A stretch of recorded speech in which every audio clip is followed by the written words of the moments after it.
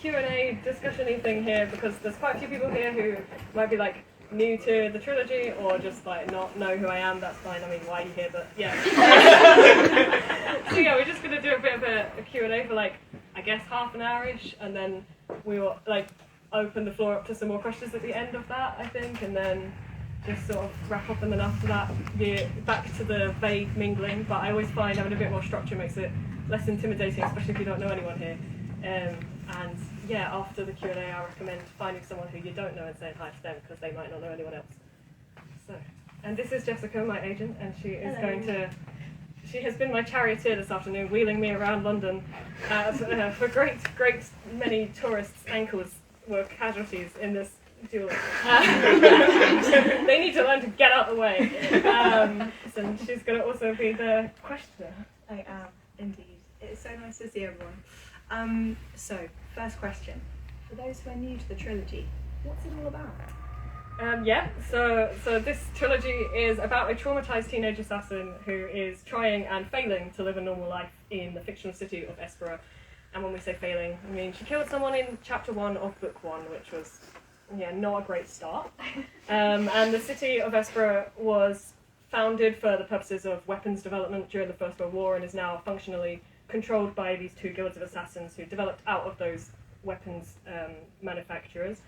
And this trilogy is kind of a response to the proliferation of stories about assassins who never actually seem to assassinate anyone, and stories about violence and about trauma that never seem to actually grapple with the fact that they were about violence and about trauma, and everyone just seemed fine all the time. So I wrote a book where absolutely nobody is fine at any given moment.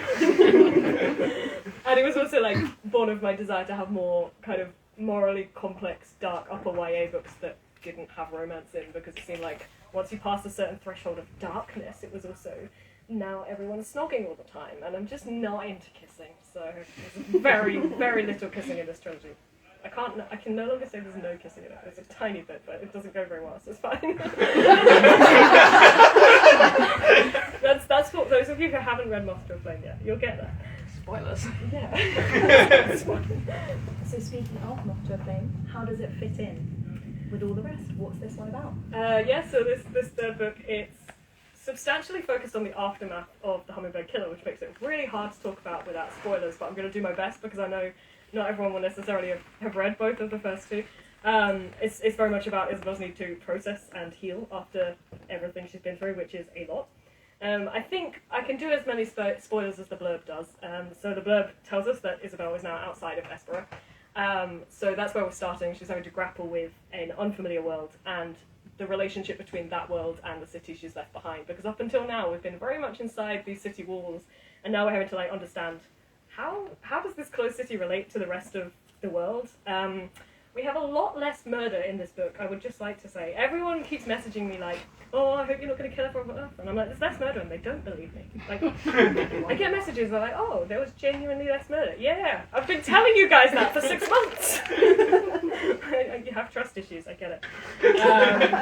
But there's a big emphasis on healing and on what justice looks like when the harm that's done can't be undone. So, nice, light, easy topics like that.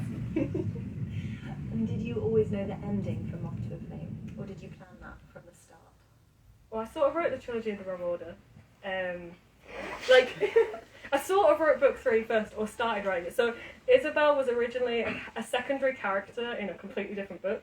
It was a crime novel, murder mystery type situation that I didn't finish because I never figured out who the murderer was. And it turned out that was quite important to know. And then a couple of years later, when I started trying to redevelop that idea, I came up with these 2 books that was intended to be kind of prequels that would be leading up to that, because I had this secondary character, Isabel, who her backstory was that she used to be an assassin, so I was like, that might actually be the most interesting thing about her. How did we get there? But it was meant to be building up to this kind of murder mystery situation. And then very quickly it turned out to no longer be that book. But I planned this book back in 2015 or 2014. I wrote the first 2 in 2014, and I planned this one pretty much straight away. And oh my goodness, my original plan for this book was so bleak. It was just I was such a teenage edgelord because there was no hope. It was just so sad. And then in 2018 or 2019, I was like, you know what? I don't think I want to write a book that's just that miserable. So then in 2020 I drafted it, and it was kind of similar plot to the finished book, but it was like in the last few chapters it ended quite abruptly. So I had that book drafted before we sold the first one, so I sort of always knew the whole time we were going through the publishing process where I was aiming to end up, and I knew that I was going to have to add more onto that ending, because it was... I could tell you the exact point where it stops, but then that would be a spoiler for that thing happening, so ask me in like a few months. So yeah, I kind of knew where I was going. I am not a planner, so I have to work backwards. I always write everything in the wrong order, because if I try and go forwards, I mess it all up. And what was the hardest part of writing Moth to a Flame specifically? Two things, I think. The first is that the other two were published, so that I couldn't change things anymore. And because I always write things in the wrong order, I was like, oh no, now I'm stuck in that situation. But I think the hardest part actually was like grappling with the narrative needs and the character arcs, like the need to give satisfying character arcs, the need to wrap up plot points, with also grappling with the like political ideas I was trying to explore, and with the world building I was trying to develop, because those first two are so focused on the inside of Espera. Once you start looking at the bigger world, you're like, oh, I have other questions to answer now, and you want to make kind of like you don't ever want it to be didactic or be like, this is a moralizing tale, but at the same time you are trying to explore specific political ideas about justice and about violence and so on, but you're like, but I also want it to be narratively satisfying, so it can't just seem like a cop-out where everyone's like, yay, we're friends now. Like, you're going to have to work for that resolution, and you're going to have to work for that justice, and then you're like, okay, so I need this character to die. How am I allowed to do that in these circumstances? So balancing those different needs of, I want this to be a more hopeful book, I want this to be a more peaceful book, with, I need this to be narratively satisfying to everyone who came for the murder. Challenging. Don't know if I walked that line satisfactorily. We'll find out. Another challenge. Yeah. How was it writing a book set in a real place, not the fictional Espera? Yeah. It's a bit nerve-wracking, because you're like, oh, well, there's going to be probably some people in Leeds going, that's not what Leeds is like. I mean, I have a bit of leeway, because it's a alternate universe, and it's 2032. So I can be like, well, it's not our Leeds. Slightly different Leeds. And so most of the places in the book are not real. There are several scenes in real places, including Leeds Central Library and Art Gallery, which is just an amazing building. If you're ever going to Leeds and you haven't been there, you should go there. It's like there's amazing tiles, and like the Tiled Hall Cafe is just one of the most beautiful places I've been. And I knew I wanted to set some scenes there. I don't even know how I first came across it. Like I saw it on the internet or something. But this time a bit earlier this time, like April last year, I went up to Leeds with my parents, and I went to the Tiled Hall Cafe. It was even better than I expected, and met this lovely library assistant called Nat Barnes, which sounds like a Marvel reference, and it's just their name, who took us on a tour, like behind the scenes, and gave me some ideas to include some other parts of the library into the book. So I actually really enjoyed having the kind of physical points of reference, but then also I had to remember there's hills. Leeds is full of hills. I live in Cambridge. we don't have topography. That's just like, it's not a concept we have, and we drove around where Espera would be if it was real. And there's hills. And I was like, I didn't put any hills in the book. I have just not been describing hills for 2 books. And it was too late at that point to put hills. So I was like, oh no. Nobody at any point in this book goes up a hill. So in this one, in the scenes that take place in Espera, I was like, gotta mention that there's hills.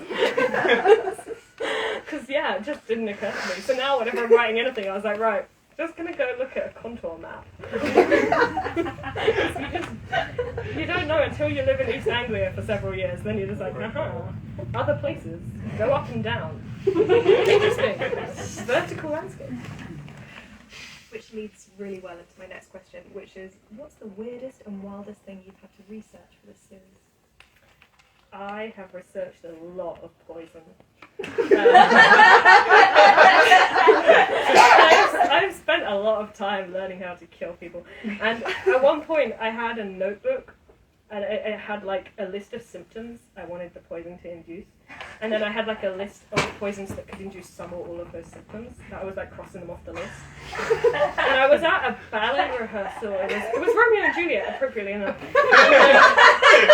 I had to run on stage because it was my scene, so I just left my notebook and I ran on. And I come back and two of the other dancers are just looking at it like, and I'm like, it's okay. I'm only killing fictional people. But I don't think they believe me. And then I was also like researching a lot about nerve agents right around the time the Salisbury poisoning's happening. And I was a bit like, well, on the plus side, this makes it a lot easier to research nerve agents because every news article is like, so here's what a nerve agent is and how it works. But on the other hand, I probably got on some watch lists. So after a while, I was like, maybe if I just research a historical assassination, I can just steal their methods, and then I don't have to plan it from the ground up. This is a great life hack, by the way. So you're just like, oh yeah, I'm just gonna, like, there's one in the Hummingbird Killer that involves aerosolized cyanide. Like, stole that straight from the KGB. Probably should have mentioned them in my acknowledgements. You don't want to do that. Yeah, I think that is how I get on a watch list, isn't it? So, Book 2 and Book 3 make a point of referencing Isabel's food disabilities, for example, having 2 toasters. Why was that important to you? Oh, it's the 2 toaster representation is what we need. Yeah, I mean, like, I have a lot of food disabilities, and I can't have gluten, nuts, fruit, onion, garlic, chickpeas, lentils, cruciferous vegetables, red meat, or mushrooms, which means I eat a lot of potatoes. And with the gluten, like, I can't have even a trace, so I have to have separate toasters. And like when I've had my own kitchen, like, it's fine with my own kitchen, but when I've shared a house, it's always 2 sets of pots and pans and things. So real faff uses up all the cupboard space. And you never see that in books. And when you see like allergies in books, it's always the kind of deathly dramatic anaphylaxis type of allergies, where the whole reason they're there is to create narrative tension. Like, this character might die of a bee sting, and it's like, yeah, but what about like their everyday life? And so partly it was, you know, I want more characters who have to deal with some of the things I have to deal with, of, or is my housemate going to accidentally poison me as opposed to deliberately poison me, which is also something Isabel has to worry about. But I also find, like, it's hard with disability representation. There's this kind of pressure to make it positive representation where the disability can somehow be twisted into a superpower. And I don't think there is anything super about not being able to digest anything. So far, I haven't found any like upsides to the disability itself. But that doesn't mean like you can't represent it in a way that's not a source of angst. Because like a lot of the time when disabilities get included in books, incidentally, it's like, and here's another way that the character is suffering. And I didn't want to do that because Isabella's suffering enough, frankly. So including things like her 2 toasters and her housemates making sure that they make cakes that she can eat, and like people accommodating her needs without her needing to ask them quite a lot of the time, is they'll just say, yeah, I've done it, it's fine. It's another way for her friends to show that they love her, and it's another way for the people around her to care about her, so it can become a positive thing on the page, even if the condition itself is a negative experience. Being accommodated like that is another way for people to love you, and it's another way for people to show that. But even like on the most basic, I mean, even Ronan makes sure Isabel has something to eat, and Ronan's a dick. So if he can do it, no one else has got any excuse. So I feel like that inclusion, and also because of what Isabel goes through in book 1, I get very fed up with books where people have these near-death experiences and then they're totally fine. And I'm like, recovery is not always total. Like, we've seen it so much over the last few years with people getting long COVID. But even with, like, it's been happening for years. People get a little bit ill and then they stay ill forever in small ways, you know, or in big ways. And I think it's important to note that survival does not mean total 100% recovery, you're fine forever. So I wanted to show the aftermath of those experiences for Isabel, to show her, like, actually still having to deal with consequences of nearly dying in book 1. Do you have any rituals or routines as a writer to get you into the zone? No, I'm very boring. I write in my desk, like a boring person. I used to write everywhere when I was a teenager, like at school, before school, in the school library, at lunchtimes. Then when I was 17, I lost these in my hands for several months, most of a year, and I wrote with voice recognition software, which meant I had to be alone in a room because it can't have too many other sounds, and also it's really annoying for everyone to hear you say. And then, comma, close quote, he said, comma, open quote, what should we do next? Question mark, close quote. Like, it's very tedious to listen to. So that kind of cured me of writing everywhere. And even once I stopped using voice recognition, I had to have my ergonomic keyboard and my ergonomic desk and everything. And now I can write a bit more all over the place. Like I do write on my laptop in my armchair, but I sort of save that for when I've just like had an idea and I'm like, yeah. But when I'm actually properly working, I just go to my desk, sit down, I have my 2 documents, my old document and my new document, and then I rewrite the book from the beginning, which horrifies everybody all the time. I usually have an orange page, but that's for disability reasons, not for superstitious reasons. I do have to pick the right font. Different fonts for different projects. So the Butterfly Assassin trilogy was always a sans serif font, and it was mostly Arial Nova Light. Whereas for my adult books coming next year and the years after that, I mostly use serif fonts because this is like futuristic and clean and thriller vibes, and whereas they're like more ornate medieval blah blah, so they have to be serifs. So I mostly use Sitka heading for that at the moment, but it might change.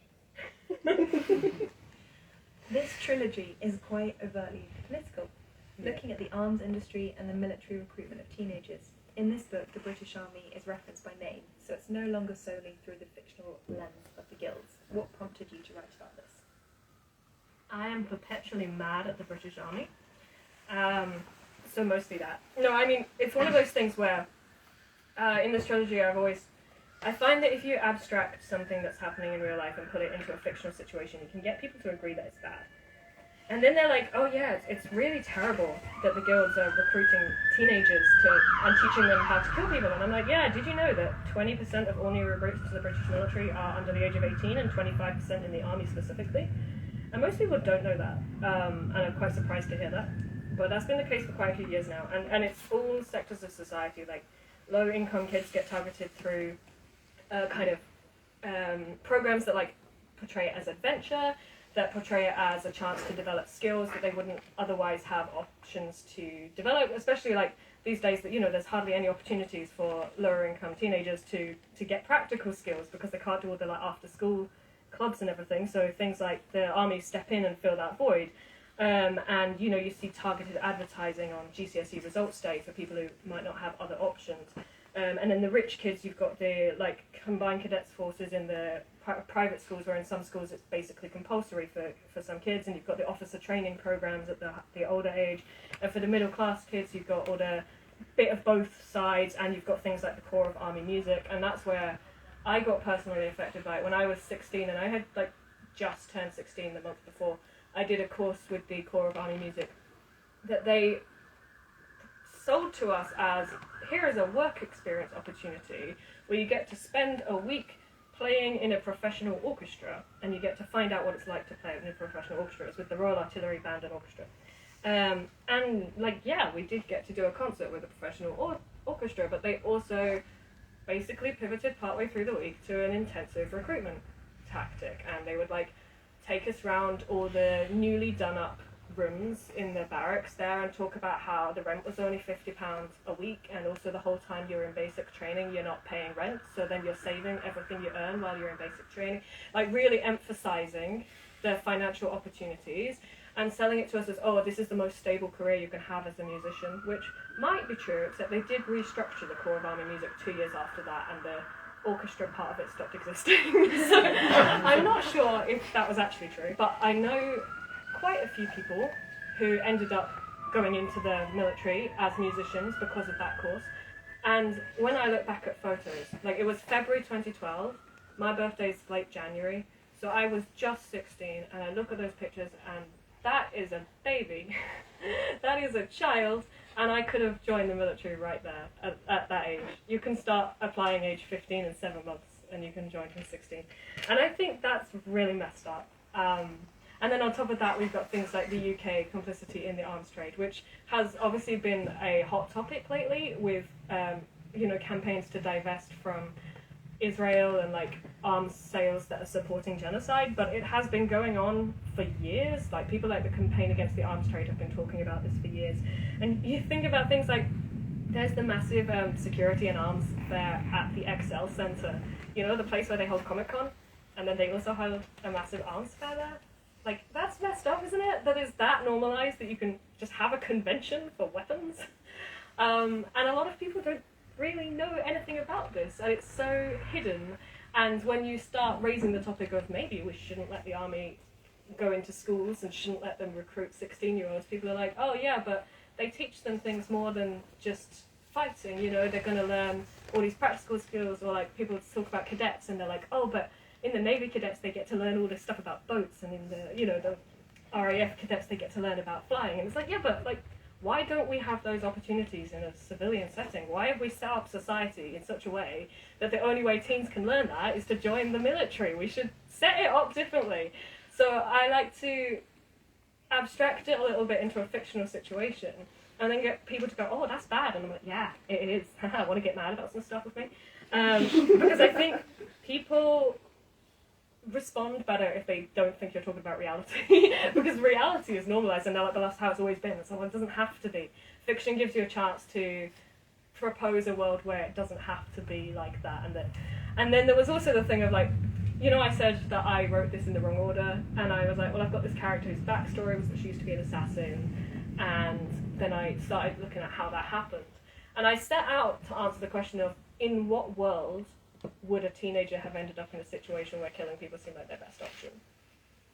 And then the more I learned about the real world, I realized the answer is this one. It didn't actually have to be a fictional world. It just makes it a little bit easier to talk about it without pissing everyone off. I still piss people off a little bit, or a lot. So yeah, it was mostly a response to reality, and I don't think you can talk about things like a system that puts profit above the lives of children without talking about reality. And once you get outside of the walls of Espera in this book, you sort of have to think about, okay, well, what other systems are complicit in this? The answer is all of them.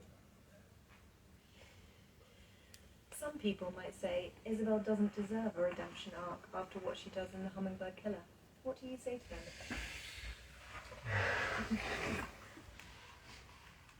I think the important thing is it's not about deserving. I think, so, I have a fundamental belief that there is no such thing as beyond redemption. I think no matter how much bad somebody has put into the world, they still technically have the capacity to put good into it. And that good may never outnumber the bad, and that good certainly can't undo the bad.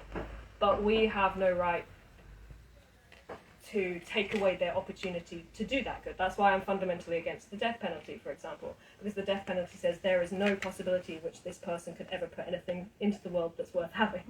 I don't think we should get to say that. And so some of it is about, well, I just think everybody deserves a chance to do good, no matter how much bad they have done. And I think a lot of it is about having compassion for people who are trapped by the systems that hurt them. You know, you get people in the real world who work for arms industries, who work for the military because it's the only way they can have healthcare, it's the only way they can have a stable income, or it's the only way they can survive in a relentless capitalist society. And just because something is, like, I think we need to separate out the things that are ethical and things that are sometimes justifiable, you know, because if you can say something is never ethical, doesn't mean you can never understand why someone would do it. Like, it might be beyond my personal lines, but I've never been pushed to my extremes. Maybe if I were in a desperate enough situation, I would also cross those lines. And so I think the thing about Isabel is you look at her and you're like, well, what actually other options did she have? And one of the things I'm constantly pushing throughout the series is like, well, here's all these other people around her. They didn't make those choices. But, like, would they have done in her place? And there's also this thing of, you know, you have to have compassion for people who are trapped in these systems, because we are all trapped in these systems. We are all complicit in a lot of violence through societies, often without even being able to see it for ourselves. Our banks are involved in it, our governments are involved in it, our universities are investing in it. We don't necessarily have the power to separate ourselves out from those systems of violence. Some people are just trapped in more obvious ways. And we need to have compassion for those people, because they are us and we are them. And I think with Isabel, I'm always walking the line between critique and compassion. With this is a fundamentally bad thing to be doing, and also I totally understand why she does it. But mostly this idea of redemption arc, people think redemption and forgiveness are the same thing, and they're not. Just as punishment and justice aren't the same thing. And I think we do a lot of harm to the world by assuming they go together, that to achieve justice somebody has to be punished for it, but I think that just results in more people getting hurt. So a lot of the time, talking about walking that very difficult, very narrow line between second chances and not holding people to account. Don't know whether I succeeded in this book, but I think it's also about the important part sometimes is the trying. That ends up Q&A. Yes. I did have one question from a reader on Instagram. I put a little box on Instagram a few days ago, and a reader called Sarah asked, do you already know if the new book will be translated into other languages? And the answer is no, it won't. Well, so, like, obviously there is still time for a publisher to pick up the books in many languages. If they're watching this right now, please do. The first 2 books got translated into French.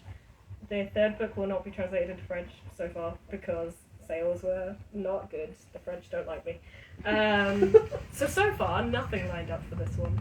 But that doesn't mean there never will be. It just means currently everyone has to learn English to read it, which is another form of violence, I guess. Oh dear, we're making it worse. Did anyone else have any questions?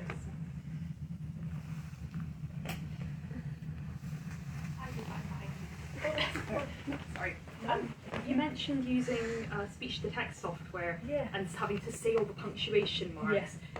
How did you get around the fact that one of your major organisations in the book is called Common? Yeah, it was really annoying. This was actually what motivated me to get the use of my hands back, because it was driving me insane. And everyone was like, why don't you just call it something else and then find and replace afterwards? And I was like, that would be really smart. But I'm not capable of holding multiple pieces of information in my head at the same time. So I just, every time I was like, yeah, I'm going to do that. And then I would get halfway through and be like, comment, no, spell that, cap C-O-M, every time. It drove me nuts. And sometimes I would just, be dictating and then I would just type the word comment and then carry on. I was mostly dictating the year before I started working on this book properly. So mostly it was over, but I've had various flare-ups over the years where I've gone back to it. But none of that is half as bad as the fact that I do medieval Irish. And, trying to dictate, I've spent 8 years trying to teach Dragon how to spell Phineas. I don't think I'm ever going to succeed. To be fair, I also spell it differently every time, which probably doesn't help. Non-standardized spelling is a bitch.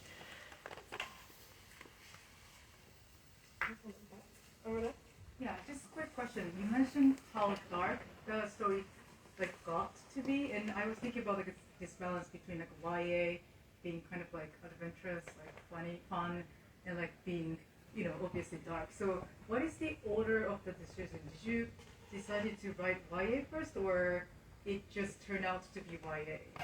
I think it kind of started out so I started writing novels when I was 13. And then I originally wrote this book when I was 18. And in between that, I wrote 14 other really terrible books. And all of those were YA.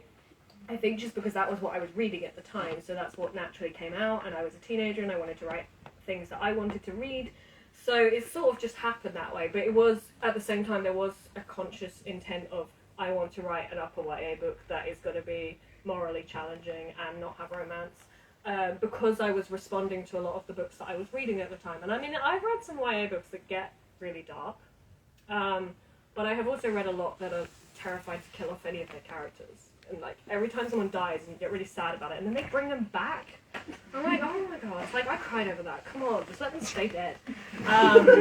Which obviously is why I just then did what I did with the Hummingbird Killer.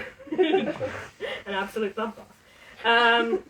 So yeah, it was kind of, it just happened that way, but it was semi-deliberate. I think you can do nearly everything in YA that you can do in adult. You just have to do it differently. You have to write with a bit more care for your readers and sort of a bit more support for your readers in helping them to process what's going on and a bit more in the way of like answering the questions that you're posing to them. Because with adult books, you could just be like, here is a concept. Now you go away and deal with that concept. And in YA, you're a bit more, here's a concept, let's work through it together. So you can do the same kind of themes, but you just have to approach them a bit differently and a bit more cautiously. But it is funny sometimes, you put something in and your publisher's like, you can't do that, it's YA. And I'm like, why can't I do that? I'm not allowed to have anyone get strangled. I was allowed to do so many other things, but they made me take out all the strangling. I was like, why is that the lie? Did you ever find out the answer? I never found out the answer, no. I just changed all the strangling scenes, there we are. It was just very specific. And I've read YA that has strangling in it. I don't think this is a hard and fast universal rule. It was just where they decided. They were like, this doesn't feel right. I was like, fine. Also, there was a reference in book 2 to Isabel's 20th birthday. I had to cut because she's still 20. I'm just not allowed to tell you that because she's 17 in the first one, but there's like a 2.5 year gap between book 1 and 2. So then she turned 20 partway through Hummingbird Killer. Everyone forgot apparently because it's not on page anymore. Her birthday's in April, by the way. This might be a good moment to read the message from your publisher. Who can see this? It says, we didn't let Finn put strangling in it. Took the words right out of my mouth. So this is a message from Ali Dougal at SNS. I'm so sorry I can't be there tonight to celebrate the launch of Moth to a Flame, the incredible finale to the trilogy that began with The Butterfly Assassin. I remember when The Butterfly Assassin came in on submission to our then commissioning editor, Amina Youssef, who excitedly pitched the trilogy in our acquisitions meeting. That seems simultaneously like it was yesterday and also a lifetime ago, and what a journey it's been since then. Butterfly Assassin went on to win an ABA award, and the series has garnered fantastic review coverage from peer authors, YA aficionado bloggers, and the national press. Finn is a thoughtful, smart, powerful, and intricate writer, and you only have to read their author's note in each book to see what a labour of love and research they have been. Finn, I hope you feel proud of this tremendous achievement, and while I can't be there tonight, I'd love for the room to raise a toast to you now. From all of us at Simon Schuster, congratulations, Finn.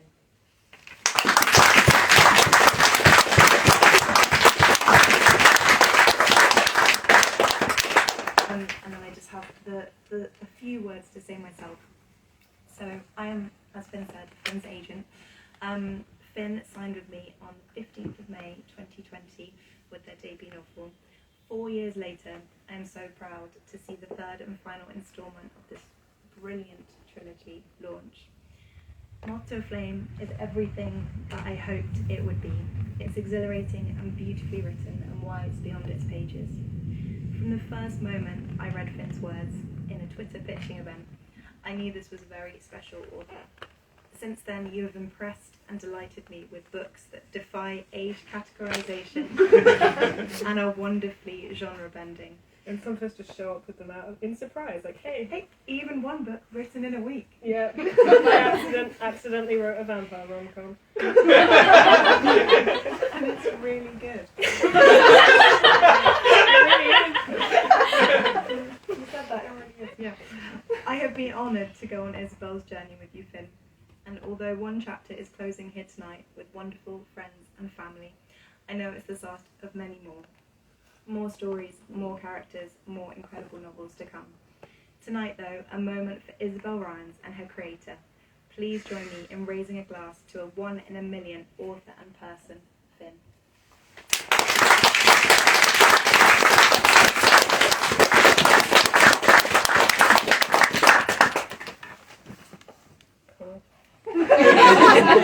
So please do raise a glass. Have a Yeah, cake.